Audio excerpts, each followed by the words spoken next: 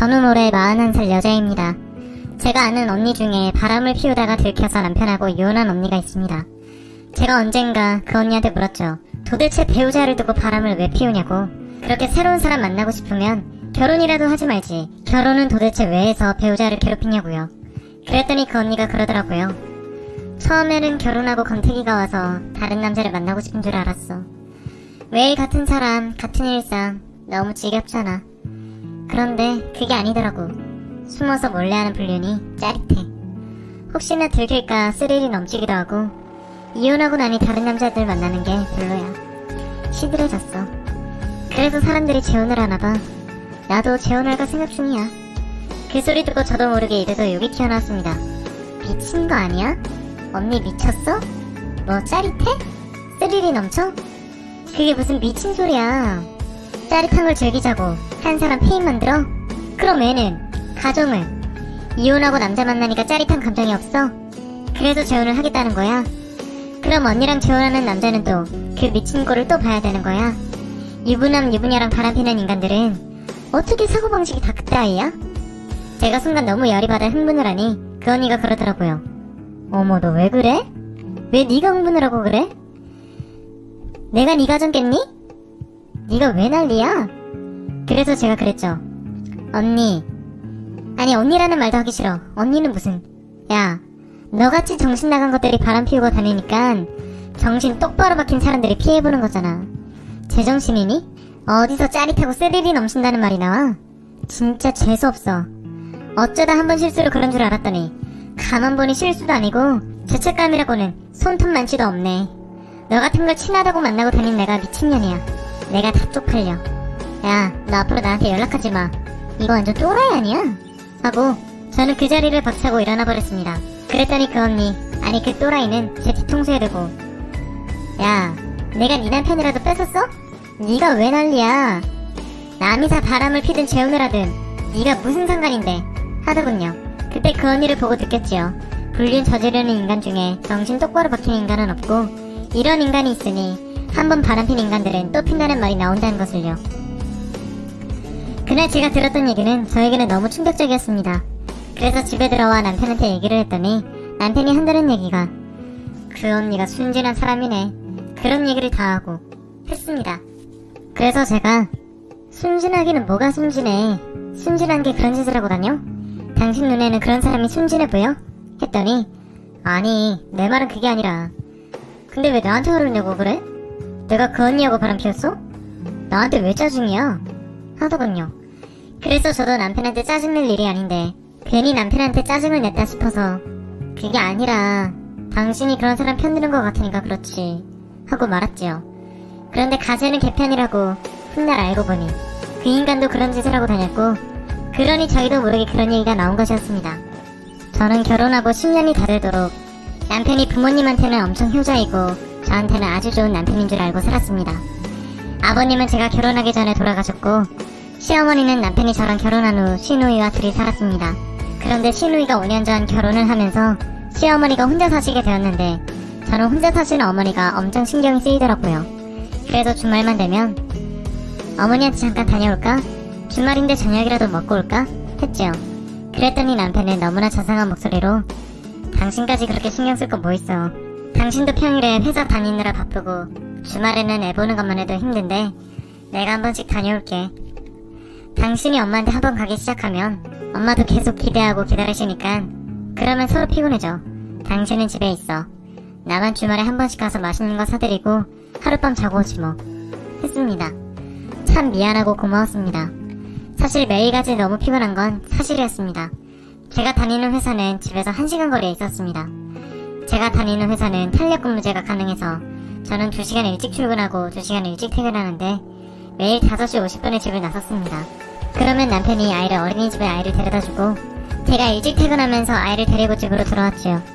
그러다 보니 주말만 되면 늦잠이라도 자고 싶고 주말에 가까운 데라도 다녀오는 것은 저에게 엄청 부담이었지요. 그런 제 생활을 남편이 누구보다 잘 알기에 저를 배려해서 남편이 그렇게 말해주니 정말 눈물나게 고마웠습니다. 그래도 남편만 가면 어머니가 섭섭해하시지 않을까 걱정을 하고 있으니 남편이 내가 잘 말씀드릴게. 걱정하지마. 당신 엄마까지 챙기다가는 쓰러진다. 했습니다. 세상에 이런 남편 둘도 없다 싶었습니다. 주말이 되면 남편은 저는 애랑 같이 집에서 좀 쉬라고 하고는 혼자서 어머니 댁에 한 달에 한두 번은 꼬박꼬박 갔습니다. 그리고 하룻밤 자고 일요일 저녁에 왔죠. 제가 아무리 피곤해도 시댁의 발걸음이 뜸하면 남편이 섭섭해할 만도 한데 섭섭해하거나 인상을 쓰기는커녕 오히려 저한테 잘 쉬었냐며 더 다정하게 대해주었습니다. 저는 그런 남편이 너무 고마워서 고마워. 내가 정말 남편 하나는 잘 만난 것 같아. 내가 자기한테 더 잘할게. 어머니한테도 더 잘하고 내가 좋은 며느리, 좋은 아내가 될게 했습니다. 속으로 얼마나 웃었을까요? 남편은 저를 완벽하게 속였고 저는 그런 남편을 믿었고 완벽하게 속았습니다. 제가 남편을 완전히 믿었던 건 남편의 행동에 대한 시어머니의 협조 때문이었죠. 주말에 남편은 저 없이 혼자 단 한 번도 시댁에 간 적이 없었지만 어머니는 당시 아들이 꼬박꼬박 오는 것처럼 얘기했습니다. 제가 가끔 시댁에 가서 남편만 보내고 저는 못 와서 죄송하다고 하면 시어머니는 눈도 깜짝 안 하고 너는 피곤한데 쉬어야지. 나 그 정도도 이해 못하는 사람 아니다. 신경 쓰지 마라. 둘 중에 한 사람만 오면 되지. 뭐하러 둘 다 와. 애도 먼 길 차 타기 힘들 텐데 했습니다. 그렇게 믿고 보낸 시간이 무려 3년입니다. 남편은 혼자 사시는 시어머니를 이용해 바람을 피웠고 시어머니는 그런 남편의 바람을 눈감아줬습니다. 저는 둔하게도 저에게 다정하게 대해주고 저를 챙겨주는 남편을 너무 믿었고 남편은 그런 저를 너무나 잘 이용해 먹었습니다. 그런데 세상에 비밀은 없는 겁니다. 남편이 시댁에 갔다고 했던 토요일 저녁이었습니다. 당연히 시댁에 가 있는 줄 알았던 남편이 얼굴이 쥐어 터져서 들어왔더군요. 저는 너무 놀랐습니다. 어떻게 된 거냐고, 누구랑 싸웠냐고, 얼굴꼴이 왜 이러냐고 물었죠. 그랬더니 남편은 대충 둘러대고 얘기하길 길 가다가 시비가 붙어서 둘이 치고받고 싸웠다는 겁니다. 그래서 쌍방이 함께 폭행해서 경찰에 고소는 안 하고 그냥 넘기기로 했다나요? 그래서 제가 그게 무슨 소리냐, 길 가다가 싸웠고 그 자리에서 합의라도 봤다는 얘기냐, 경찰에 신고해야 되는 거 아니냐고 했더니 안 그래도 된다고 얘기 다 끝난 거라고 자기는 너무 피곤하니 들어가 쉬어야겠다고 방으로 들어가 버리더군요. 기분이 너무 안 좋아 보여서 그날은 그냥 넘겼습니다. 다음날 기분이 풀리면 자세히 물어봐야지 하고요. 그런데 다음날 보니 얼굴이 장난이 아닌 겁니다. 아무리 봐도 너무 심하게 맞은 것 같길래 도대체 어쩌다가 시비가 붙었냐, 병원에 가서 진단서라도 끊어보자, 이대로 넘기는 것은 아닌 것 같다고 했더니 저한테 버럭 화를 내면서 아, 제발 그냥 나 좀 내버려둬. 그냥 넘어가기로 합의봤다고 했잖아. 그런데 왜 자꾸 경찰 타령이야. 이건 끝났어. 그러니까 그만 좀 얘기해. 엄청 예민하게 굴었습니다. 도저히 이해할 수는 없는 처사였지만 괜히 얘기를 꺼내봐야 싸움만 될 것 같아서 입 닫고 있었지요. 그 일이 있고 한 달 후 웬 남자가 우리 집에 찾아왔더군요. 남편의 이름을 대면서 와이프 되냐고 물었습니다. 그래서 제가 그렇다 누구시냐, 무슨 일이냐 물으니 그 남자가 대뜸 한다는 말이 남편이 뭔 짓 하고 돌아다니는지 알고는 있어요? 했습니다. 초면에 이 무슨 무례한 짓인가 싶었지요. 저는 너무 기분이 나빠서 갑자기 그게 무슨 얘기예요? 남편하고 무슨 관계인지는 모르겠는데 뭔 말을 하려면 적어도 자신이 누군지 밝히고 얘기는 시작해야 되는 거 아닌가요? 했죠. 그랬더니 그 남자가 진짜 아무것도 모르는 모양이네 했습니다. 그러면서 그 남자가 자기 휴대폰을 내 얼굴 앞에 들이밀더니 잘 보라고 하면서 손가락으로 사진을 한 장 한 장 넘기며 보여주는 겁니다. 그 사진은 남자와 여자의 은밀한 사진이었습니다. 저는 그 이상한 사진을 뻔히 보고 있을 수가 없어서 눈길을 돌려버렸습니다. 저는 순간 이 남자 정신병자인가 싶었습니다. 일면식도 없는 남자가 내 앞에 그런 사진을 내밀면서 보라고 하더니 저는 한두 장만 대충 보고 소름이 돋고 무서워서 지금 뭐 하는 겁니까? 경찰 부를 겁니다 했더니 아줌마, 자기 남편 몰라요? 잘 봐요. 뒤통수도 잘 보고 옆모습도 잘 보고 이 미친 인간이 누군지 똑바로 잘 보라고요. 내가 이 사진을 왜 아줌마한테 보여주겠어요? 에? 이 남자 아줌마 남편이잖아요. 아줌마 남편이 이 짓거리를 하고 있는 거잖아요 했습니다. 저는 그제서야 다시 그 사진을 자세히 보게 되었는데 그 사진 속의 남자는 정말 제 남편이었습니다. 사진은 차마 낯뜨거워서 못 볼 정도였죠. 사진은 20장 정도 넘었는데 그 사진을 보는 동안 저는 정말 혼이 빠져나가는 것 같았습니다. 저는 그 남자에게 이 사진 뭐예요? 어떻게 이런 사진을 그쪽이 가지고 있어요? 하고 물었지요. 그랬더니 그 남자가 나 당신 남편이랑 같이 있는 이 여자 약혼자입니다 하더군요. 저는 너무 기가 막혀서 입만 떡하니 벌리고 있으니 그 남자가 한숨을 푹 쉬면서 말하더군요. 남편 바람난 거 진짜 몰랐어요? 아니 어떻게 사람이 그렇게 두네요? 와이프 맞아요? 했습니다. 두 사람 만난 지 3년이나 됐어요 라고 말했습니다. 저는 몰랐다고 주말에 시댁에 가서 잔다고 해서 그런 줄로만 알고 있었다고 했더니 시댁은 무슨 믿어요 그런 말을. 둘이 같은 회사 다니고 있어요. 나는 이 여자 사귄 지 5년이 다 돼가고 결혼 얘기까지 오고 가고 있습니다. 양쪽 집안의 부모님 다 뵙고 결혼 날짜만 잡으면 되는데 이 여자가 자꾸만 결혼을 미루는 거예요. 왜 자꾸 결혼 날짜를 미루냐고 했더니 요즘 일이 바쁘다. 나중에 마음의 여유가 생기면 그때 날 잡자 라는 말만 하는 겁니다. 그러면서 한 달에 한두 번은 토요일 일요일에도 회사 출근해야 된다고 하고 정말 이상하더라고요. 분명 뭐가 있다 생각이 들었죠. 그러던 중 당신 남편이 날 찾아왔어요.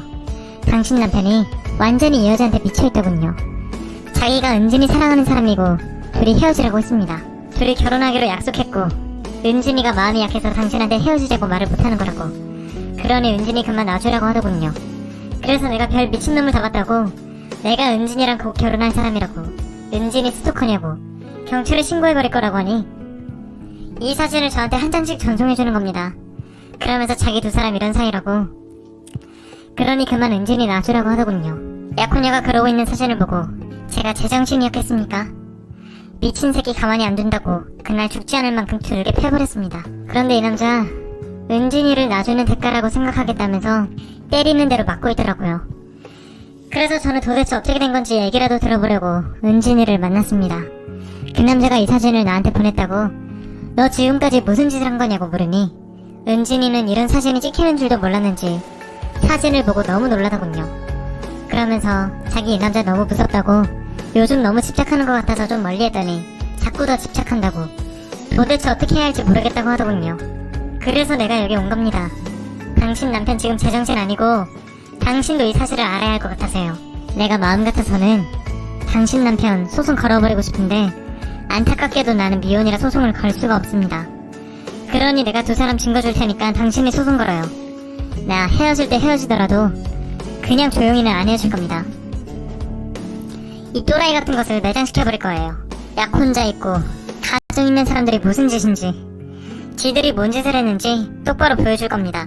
그러니 그쪽이 소송 거시고 필요한 거 있으면 언제든지 연락하세요. 두년 놈 끌어내릴 수만 있으면 뭐든 적극 협조하겠습니다.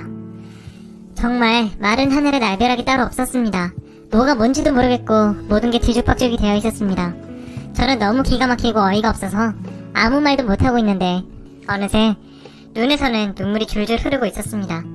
내가 믿고 살아온 남자는 뭔지, 주말에 시댁에 간다고 했는데 어머니도 남편이 꼬박꼬박 집에 온다고 했는데 어떻게 어머니까지 나에게 거짓말을 할 수가 있는지 너무 기가 막히고 분하고 억울했습니다. 모든 게 가식이고 거짓이었습니다. 저에게 너무나 다정했던 말투도, 저를 배려하는 척하는 그 마음들도 모두 거짓이었습니다. 남편이 집에 들어왔을 때 저는 그 사진들을 내밀었습니다. 그랬더니 남편은 놀라지도 않고 사진 봤으니 따로 설명 안 해도 되겠네. 그 사람 내가 사랑하는 사람이야. 나 그 사람 없이는 못 살 것 같아. 그러니 우리 이만 헤어지자 했습니다. 그래서 제가 어떻게 나한테 이럴 수가 있냐고, 당신 내 남편이고 애 아빠 아니냐고, 그런데 어떻게 그런 말을 그렇게 쉽게 하냐고 난리를 쳤죠. 그랬더니 남편이 한다는 말이 쉽게 얘기하는 거 아니야. 나도 정말 고민 많이 했어. 사실 이렇게까지 깊이 빠지게 될 줄 몰랐어. 호기심에 몇 번 만나다가 헤어지게 될 줄 알았어.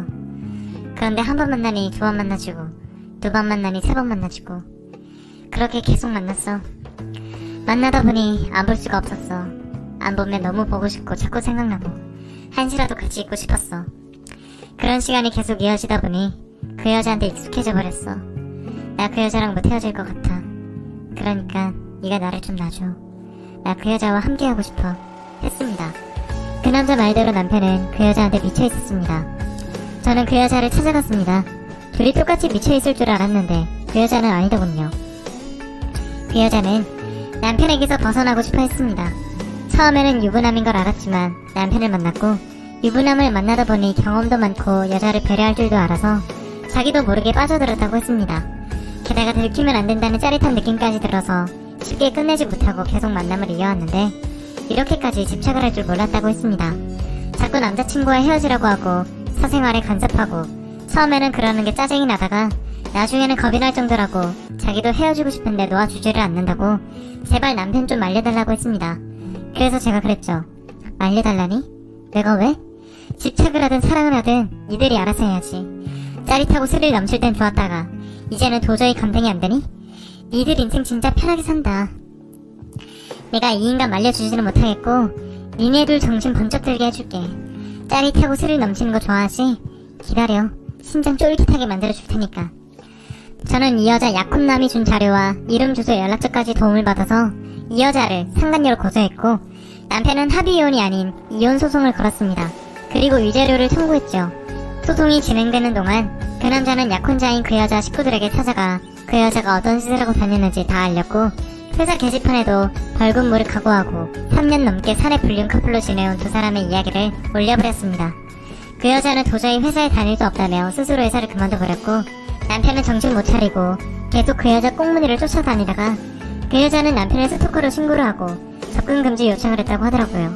그 여자가 그렇게까지 나오자 남편은 그제야 정신이 들어서 저한테 오더니 자기한테는 나뿐이라며 한때 자기가 잠깐 미쳐서 그랬던 것이지 헤어지자고 했던 것이 진심은 절대 아니라며 그때 그 일은 제발 잊어달라고 했습니다. 그래서 제가 그때 그 사건은 다 잊었다. 그리고 너도 잊었다. 그 면상은 꼴도 보기 싫으니 저쪽으로 치우고 앞으로 절대 나를 찾아오지 말아라 했습니다. 너를 받아줄 사람은 아무래도 너의 불륜을 적극적으로 도와준 네 엄마밖에 없는 듯하니 갈 곳이 없으면 니네 엄마한테 가라고 했죠. 그래서 남편은 어쩔 수 없이 저한테 쫓겨나 시어머니에게로 갔는데 시어머니도 남편이 들어와 사는 것은 안 된다고 했던 모양입니다.